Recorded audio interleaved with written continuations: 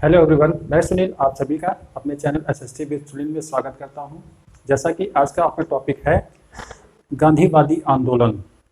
पिछले वीडियोस में भी मैंने क्रांतिकारी आंदोलन के बारे में बताया था। ये गांधीवादी आंदोलन है जिसमें हिंसा को विशेष कि हिंसा को तवज्जो जो है नहीं दी जाएगी, बल्कि अहिंसा का मार्ग अपनाया जाएगा। लेकिन कहीं कहीं हिंसा भी देखने को इसमें मिली है। ठीक है, तो हम बात करेंगे गांधी जी के द्वारा चलाए गए 3 आंदोलनों के बारे में।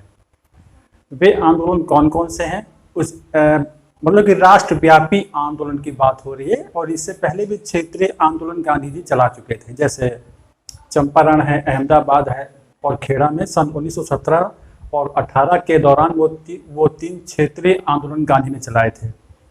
और उनका जो पहला राष्ट्रव्यापी आंदोलन था वो था असहयोग आंदोलन।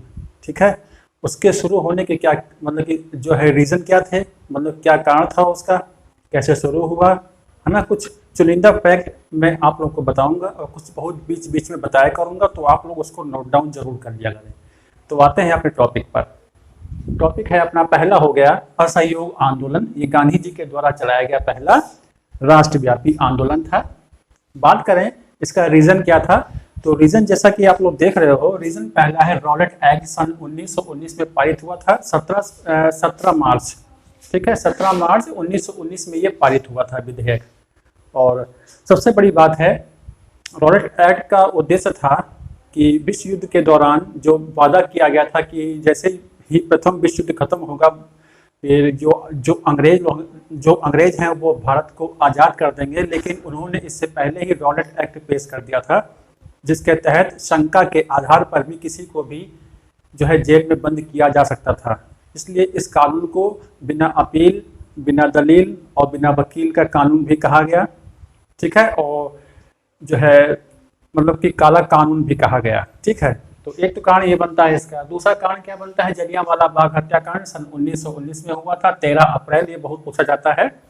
जलियांवाला बाग कांड में डॉक्टर सतपाल और डॉक्टर किचलू की जो गिरफ्तारी हुई थी रॉलेट एक्ट के विरोध में, जब वो लोग विरोध कर रहे थे, तो इन लोगों की जो गिरफ्तारी हुई थी, इनकी गिरफ्तारी को लेकर के वहाँ पर जलियांवाला बाग में कुछ लोग जो है चर्चाएं कर रहे थे।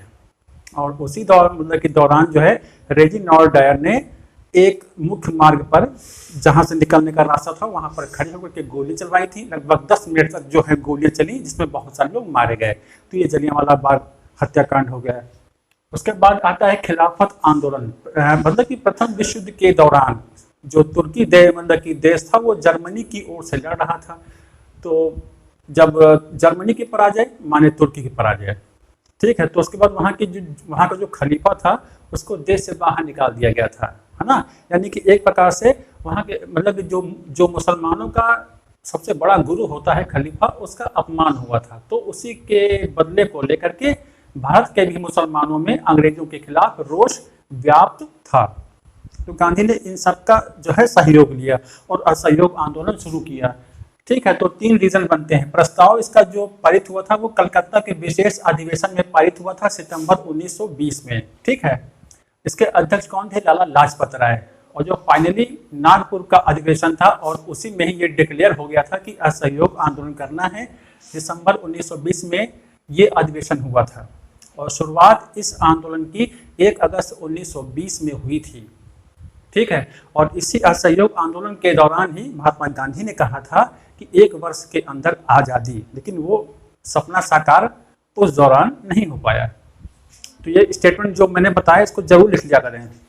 फिर शुरुआत 1 अगस्त 1920 को हुई और इसका अंत 12 फरवरी 1922 में हुआ चौरी चौरा कांड के तहत। गोरखपुर में स्थित है एक पुलिस थाने में कुछ क्रांतिकारियों ने आग लगा दी थी, जिसमें 22 पुलिसकर्मी जो है मारे गए थे। और उसी से दुखी होकर, व्यथित होकर गांधी जी ने इस आंदोलन को रोकने का आदेश कर दिया। ठीक है, उसके बाद तो आदेश कर दिया और ये आंदोलन समाप्त हुआ। अब चौरी चौरा कांड की जो घटना है ये 5 फरवरी 1922 में हुई थी। और गांधी ने आंदोलन को कब जो है रोका, 12 फरवरी 1922 में बारदोली बैठक के दौरान। वहां बारदोली गुजरात में बैठक हुई थी, वहीं पर उन्होंने ये डिक्लेयर किया कि इसको रोका जाए। अब दूसरे आंदोलन की बात करते हैं, सबने अवज्ञा आंदोलन, है ना। तो बहुत वर्ष बीत चुके थे, लोगों के अंदर कुछ जागरूकता भी आ चुकी थी, तो फिर से गांधी ने सविनय अवज्ञा आंदोलन शुरू करने का निश्चय किया। इसका रीजन क्या था? गांधी जी के द्वारा 11 सूत्री मांगे रखी गई थी। किसके समक्ष? तत्कालीन जो गवर्नर जनरल था, वायसराय जिसको हम कहते हैं, लॉर्ड इरविन, उनके सामने इन्होंने 11 मांगे रखी, जिसमें बहुत सारी मांगे थी। तो इन 11 मांगों में से जो छठी मांग थी वो थी नमक पर से टैक्स हटाना, है ना। तो उसी को लेकर के गांधी, क्योंकि नमक एक ऐसा मुद्दा है जो छोटे से लेकर के बड़े रईस लोग तक उसका इस्तेमाल करते हैं, तो ये एक ऐसा मुद्दा था जिसके द्वारा पूरे देश को जोड़ा जा सकता था। ठीक है, तो छठी मांग है कौन सी? नमक कानून हटाया जाए। 1929 के लाहौर अधिवेशन में सविनय अवज्ञा आंदोलन को शुरू करने का आदेश दिया गया। किसको? गांधी जी को, कांग्रेस कमेटी के द्वारा। 14 फरवरी 1930 में संयुक्त साबरमती में कांग्रेस की बैठक हुई और आंदोलन तय हो गया कि आंदोलन शुरू होना है। शुरुआत कैसे हुई? दांडी मार्च से, या दांडी यात्रा या शार्ट मार्च कहते हैं। 12 मार्च 1930 में इसकी शुरुआत हुई थी और 6 अप्रैल 1930 को गांधी जी कहाँ पहुंचे? दांडी पहुंचे। और दांडी पहुंचने के बाद गांधी ने समुद्र का खारा पानी उबाला और नमक बनाया, नमक कानून को तोड़ा। इसी दौरान द्वितीय गोलमेज सम्मेलन में गांधी जी को इनवाइट किया गया। देखिए 3 गोलमेज सम्मेलन हुए थे, लंदन में हुए थे, तो गांधी जी दूसरे वाले गोलमेज सम्मेलन में गए इस आंदोलन के दौरान। तो आंदोलन कहीं न कहीं थोड़ा सा कमजोर पड़ गया। कब गए थे? 7 सितंबर 1931 से 1 दिसंबर 1931 तक गांधी जी वहीं पर रहे। लेकिन जब फिर से वापस आए और जब उनकी उम्मीदें वहां पर पूरी नहीं हुई, तो गांधी जी फिर से वापस आ गए मायूस होकर के और आंदोलन शुरू कर दिया। लेकिन अब उतने लोग जो मतलब कि जुड़े हुए थे, वो लोग आंदोलन से जो है हट चुके थे ना। तो आंदोलन थोड़ा कमजोर पड़ गया और वापस कर दिया गया। ये आंदोलन 7 अप्रैल 1934 में इसको वापस ले लिया गया। कौन सा? सविनय अवज्ञा आंदोलन। अब बात आती है भारत छोड़ो आंदोलन की। ये भारत का सबसे बड़ा राष्ट्रव्यापी आंदोलन था। ये राष्ट्रवाद की स्पष्ट अभिव्यक्ति के रूप में हमारे सामने आया, क्योंकि जब ये आंदोलन जिस दिन शुरू होने वाला था, सभी महत्वपूर्ण नेताओं को जेल में बंद कर दिया गया था। अब जेल में बंद कर दिया गया तो इसकी वजह से जनता खुद ही नेता बन गई। जितने लोग थे खुद ही जिम्मेदारी के साथ सड़कों पर उतर आए। तो अंग्रेजों को ये रियलाइज हो गया कि अब पॉसिबल नहीं है कि हम लोग बहुत दिनों तक शासन कर पाएंगे। बस यही था।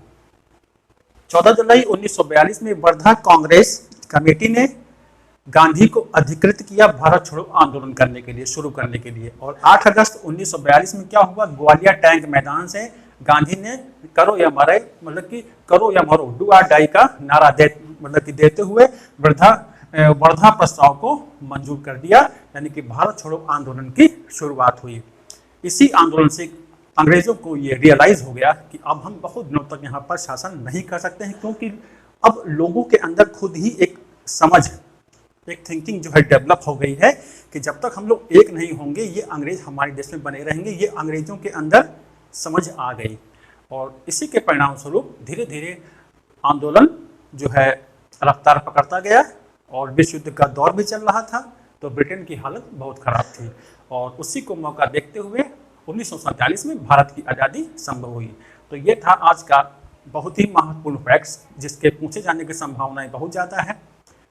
जितने मैंने फैक्ट बताए हैं, यहाँ से लगभग क्वेश्चन जो है जरूर बनेंगे, तो ध्यान से देखें। तो मिलते हैं आपको नेक्स्ट वीडियो में। धन्यवाद।